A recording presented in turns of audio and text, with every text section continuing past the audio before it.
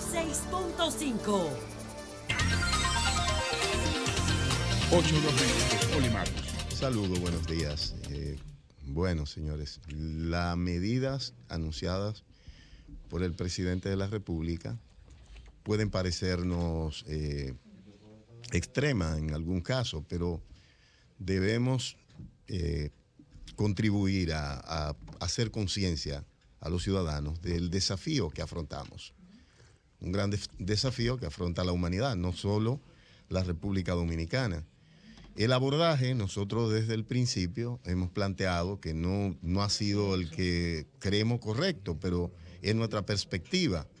Las autoridades son las personas llamadas a tomar las decisiones del lugar y son las que fueron electas para ello. Desde el caso de la señora de Villarriba, que llegó en un avión de Italia y que luego de ir a su casa, estar tranquila, compartir, saludar a todos sus amigos, familiares, esta señora le duele el pecho, se siente mal, comienza a tener síntomas y decide ir a un centro privado de salud y ahí se determina que tiene el coronavirus en un momento en el que ya conocíamos del problema, porque el problema, gracias a Dios, el país en el que surgió lo pudo enfrentar con una destreza y con unas condiciones que ningún otro país del mundo está en capacidad de hacerlo, que fue China, como decía Julio en principio. Creímos que como ya Italia era el principal foco en Europa y nosotros somos un país que dependemos fundamentalmente de factores exógenos, el turismo, las remesas, nuestros ciudadanos han emigrado a todo el mundo, cualquier evento que se sucede en el mundo, pues nos llega.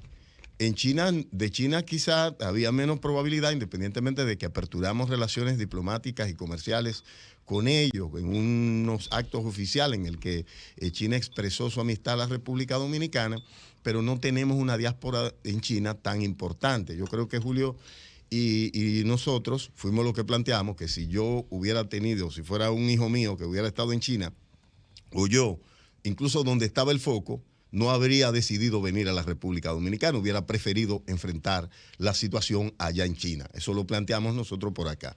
¿Por qué? Porque conocemos que ese país, sus métodos de gestión, y no coincido con Julio en el punto de que es una decisión particular, China tiene instrumentos colectivos de toma de decisión. Es decir, en China Xi Jinping no se eligió él, lo eligió un congreso de su partido. Es decir, ellos tienen unos métodos de democracia totalitaria, pudiéramos llamar, distinta a la democracia occidental, que realmente se ha convertido en ir a unas elecciones y ganarla como sea.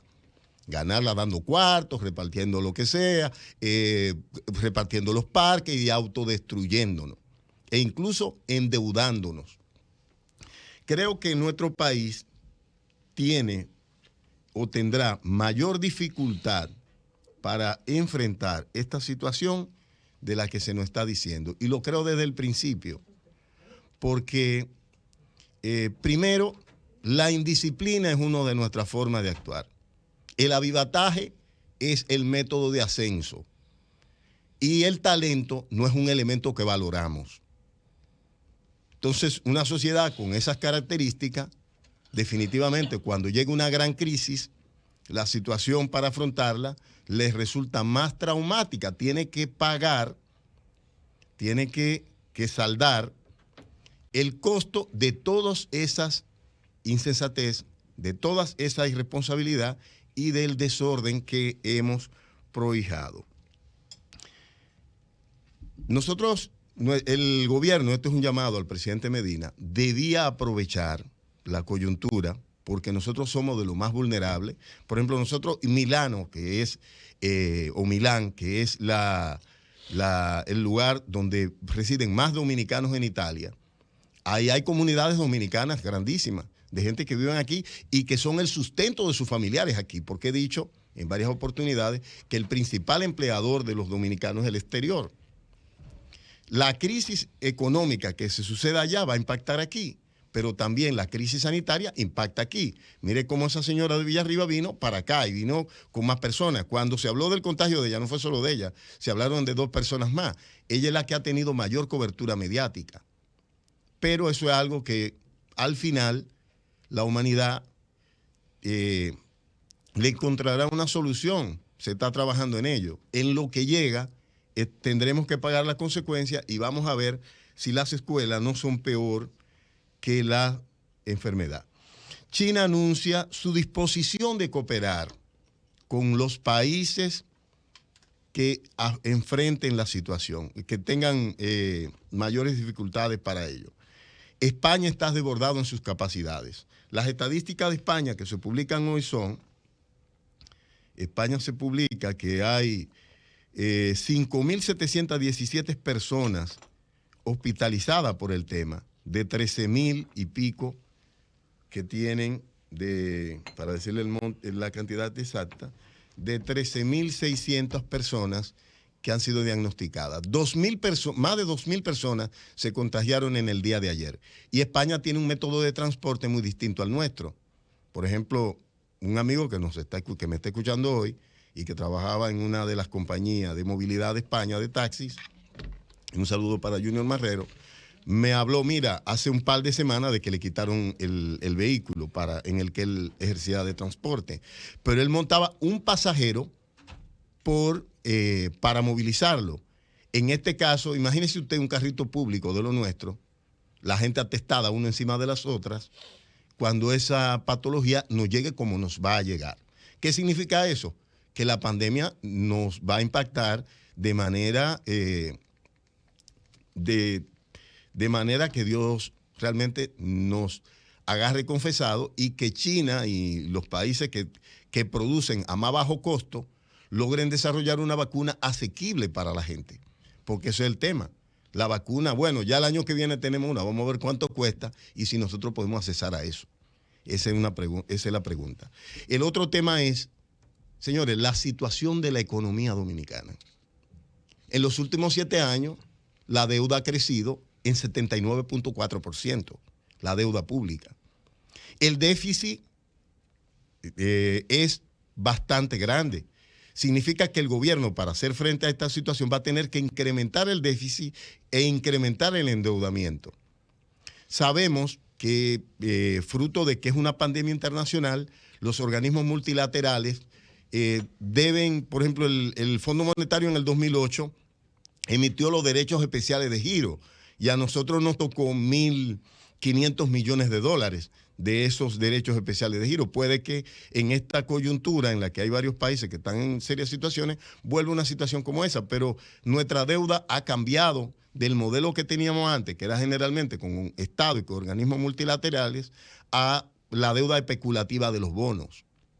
La deuda especulativa de los bonos. ¿Qué significa esto? Significa que nuestra negociación se convierte en mayor dificultad para intercambiarla y que los factores presentes pueden afectarnos. Hay un elemento importante que se anunció ayer y que pudiera favorecernos y es la decisión de las reservas de la FED de bajar la tasa de interés, lo que significa que pudiéramos financiarnos con menores costos, pero, como hemos dicho antes, ya tenemos una deuda bastante alta. Esto la va a aumentar un poco más. Creo que hay que apoyar las medidas, hay que escuchar a las autoridades y las autoridades también tienen que escuchar a los sectores productivos. Tienen que escuchar a las asociaciones empresariales, tienen que escuchar a los actores del sector turístico, que no sé si han sido consultados, pero realmente es una catástrofe lo que se está presentando y ese es uno de los balones de oxígeno de los que disponemos para nuestra economía. Todo eso tenemos que valorarlo para poder salir airosos sobre ese tema. Julio, por último, para cerrar, lo del caso de Odebrecht no es una deuda del pueblo, no era una deuda del Estado Dominicano, era un reclamo. Y el reclamo, desde el principio, cuando se habló de que ahí no se iba a construir, uno se pregunta, señores, la falta de planificación en la República Dominicana con un costo enorme para este país, que al final la tiene que pagar la gente más vulnerable. ¿Quién paga por eso? ¿quién le pregunta a un gestor público cuando yerra, cuando comete un error, o le pide consecuencias? Es decir, ¿por qué no existe? ¿Por qué los gobiernos no toman en cuenta este tipo de elementos? Es decir, no hacen estudios que nos permitan salir menos lesionados de una gestión pública que cada vez nos resulta más cara.